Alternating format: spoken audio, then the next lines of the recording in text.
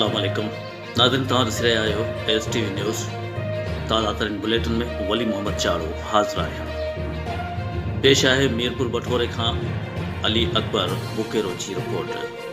मीरपुर बठोरे वेझो स्कूल जी छित जा चापड़ किरी पिया।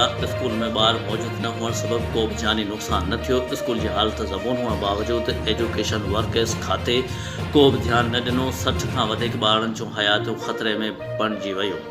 इन सिलसिले में मीरपुर बठोरे जी यूनियन काउंसिल कंडोरो जे प्राइमरी स्कूल ओस्मान परिहार में सुबुह सवेर ई ॿारनि जे अचण खां स्कूल जी छित जा छापड़ किरी पिया, जंहिं सबब स्कूल में पियल फर्नीचर तबाह थी वियो, जॾहिं त शागिर्द मौजूद न हुअण करे को बि जानी नुक़सान न थियो।